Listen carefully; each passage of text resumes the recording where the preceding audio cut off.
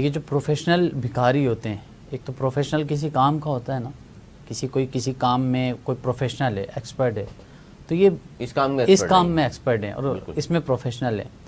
اب اگر شرعی لحاظ سے دیکھا جائے تو ایسے پروفیشنلز کو تو مطلب بھیک دینا جائز ہی نہیں ہے، اور ایسے لوگوں کو تو سوال کرنا بھی جائز نہیں ہے۔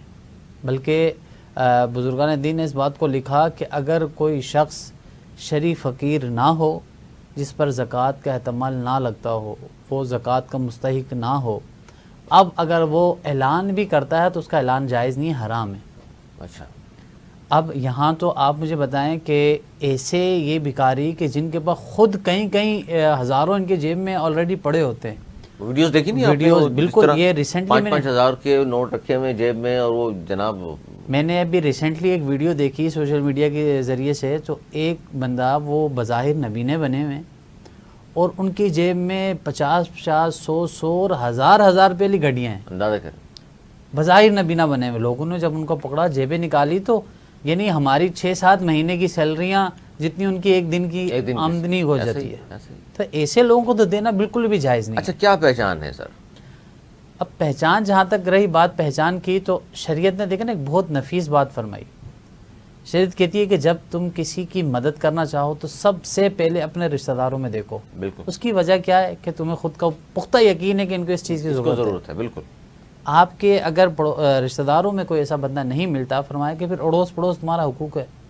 اڑوس پڑوس میں تم سب کو جانتے ہو، تمہیں معلوم ہوگا کہ کون سا ایسا فرد ہے، کمزور آدمی ہے، کون کمزور ہے، تو آپ اس کو اپنے تحفے کے مطابق اسے پیش کرو۔ پھر فرمایا کہ اس کے بعد دیگر چیزیں، مدارس ہیں، پھر ایسی تنظیمیں ہیں جو فلاحی ادارے ہیں، پھر ایسے ہیں۔ لیکن اب ہر دوسرا بندہ دروازے پہ دستک دے رہا ہوتا ہے، جی رمضان ہے، صدقہ خیرات ہمیں دے دیں، ہمیں زکوٰۃ دے دیں، ہمیں فطرہ دے دیں۔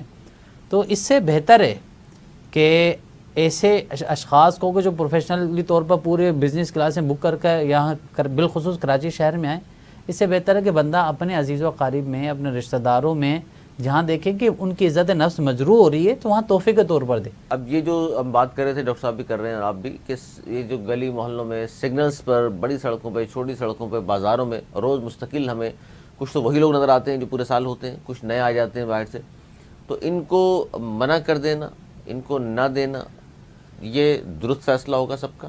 شریعت مطہرہ نے تو یہاں تک فرمایا کہ اگر یہ پروفیشنلزم جو بھکاری ہیں یہ آپ کو سلام بھی کریں تو ان کو جواب نہیں دو۔ اچھا، بالکل۔ اس کی وجہ کیا ہے کہ یہ انہوں نے ان لوگوں کا حق کھا لیا کہ جو حقیقی طور پر ضرورت مند ہیں، حقیقی طور پر۔ ایسے لوگ جو آپ کو معلوم کہ انہوں نے سگنلز خریدے ہوئے، انہوں نے ہر اس گلی کونے کو میں نے بھاڑے پہ لیا ہوتا ہے کہ جہاں پر انہیں پتہ ہے کہ عام طور پر زیادہ ہے، جو جیسے ابھی حضرت فرما رہے تھے کہ جو پوش ایریا تو وہ محفوظ نہیں ہے، اور سب سے زیادہ ڈکیتی ہونے کی واردات کی جو وجوہات ہیں وہ سب سے زیادہ ان کی ہیں، گھروں میں ماسیوں کی وجہ سے، یہ بھیک مانگنے والوں کی وجہ سے، پھر بچے اغوا ہونے کی وجہ سے، یہ تمام تر انہی لوگوں میں شمار ہوتے ہیں۔ ورنہ جو ایک فقیر ہے، ایک ہوتا ہے بھکاری اور ایک ہوتا ہے فقیر۔ فقیر ایک در کا مانگتا ہوتا ہے اور بھکاری در در کا مانگتا ہوتا ہے۔ بھئی یہ جو آپ دیکھ رہے ہیں آج کل تماشا، سڑکوں پر، ٹریفک سگنلز پر زبردستی آ کے چپک جاتے ہیں گاڑیوں پہ، اور اتنے پروفیشنلز ہیں ظاہر ہے، وہ کیا 10 دفعہ منع کریں تو پھر بھی وہ کھڑے ہوں گے اور اپنی بات کر رہے ہوں گے، تو ان کو کم از کم نہ دیں آپ۔ تو اس پہ بہت زیادہ جب تک گفتگو نہیں ہوگی، آپ نہیں سمجھتے کہ پھر لوگوں کے شعور میں، وہ لاشعور میں بات رہتی ہے کہ نہیں کوئی ہاتھ پھیلا رہا ہے، چلیں ضرورت مند ہے دے دوں میں اس کو؟ علماء کرام نے اس پر بہت کوششیں کی ہیں، اور وقتاً فوقتاً اس پر گفتگو بھی جمعۃ المبارک میں، عام محافل میں، مجالس میں اس کو ذکر کیا جاتا ہے۔ لیکن ہمارے ہاں چونکہ جب کسی کو کوئی چیز دے دی جاتی ہے نا، یا دینے والے ہوتے ہیں، تو وہ نرم دلی رکھی جاتی ہے۔ یا یہ دیکھیں نا، یہ ایک ایموشنلی بلیک میلنگ ہے۔ ایک وہ بچہ اگر ہمارے ساتھ، میری فیملی میرے ساتھ جا رہی ہو، اور میری وہ 7-8 سال کی بچی میرے ساتھ ہو، اور وہی 4-5 سال کی بچی وہ آپ کے گاڑی کو صاف کر رہی ہو، ہاتھ پھیلا رہی ہو، تو انسان کا دل ویسے ہی پگھل جاتا ہے۔